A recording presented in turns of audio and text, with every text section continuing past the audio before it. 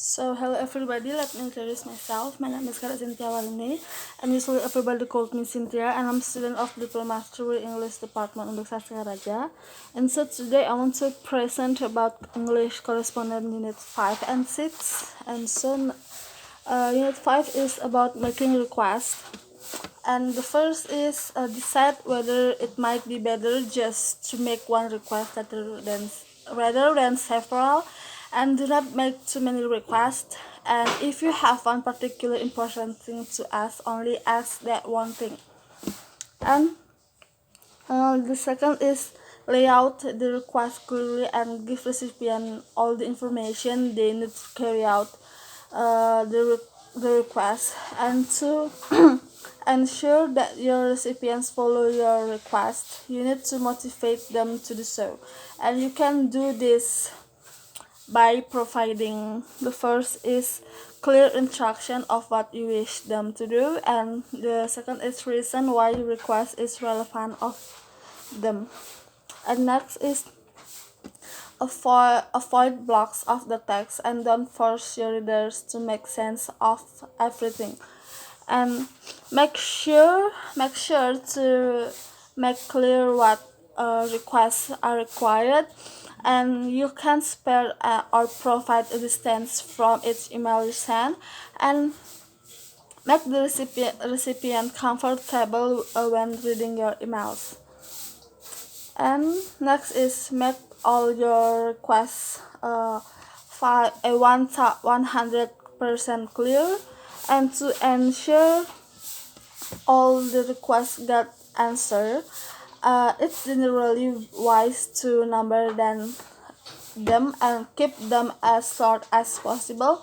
And when writing requests and instruction, particularly to multiple recipients, you also need to make it 100% who expected to carry out with tasks. And for multiple requests, and next is for multiple requests, include a mini summary at the end of the email. And the techniques are, the first is precede each request with a number. For example, request 1, request 2, and the others, and put the word request in capital letters so it clearly stands out. And the second is provide a summary of all the requests and at the end, and put word summary in bold. And next, give deadlines. You will increase your chance if people responding to your requests if you give them a specific deadline. And the typical process you can use are I need it within the text 2 days, and he wants it by 11 tomorrow morning at least, and so the others. And next is motivate the recipient to reply by empathizing with their situation, or by paying them a compliment. And most recipients are more likely to meet your request if you seem to show some understanding of their situation, or if you appreciate their skills in some way. And there are typical praise that sender used to motivate, and the first is I know that you are very busy, but blah blah blah, and sorry to bother you, but blah blah blah. And next is unit 6. There is about replying to request, and the first is apologizing for that reply. And the typical excuse for not replying promptly are sorry, but for some reason my system thought your emails was spam, and sorry was confines I had already replied, and Sorry, but I have been out of the office all week. And make sure that you write clear and straightforward apologize and reasons. And the next is consider inserting your answer within the body of the sender's email.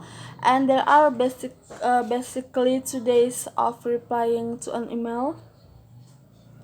And the first is write your reply under the sender's text and insert your replies within the sender's text. And basically we still have to consider the way to contents of the email replies we send. And the next is insert friendly comments within the body of the sender text. And for the example text is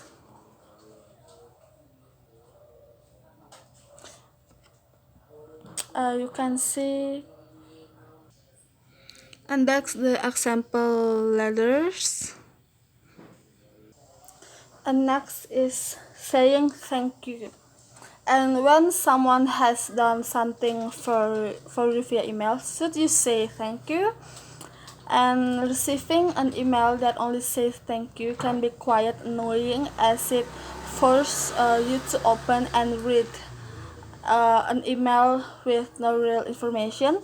And however, if you have some receive a file from someone and you write back thank you, this is a way to acknowledge receipt of the sender's file. And so it is actually useful, and it also means that the sender does not have to send you an email and saying did you get file.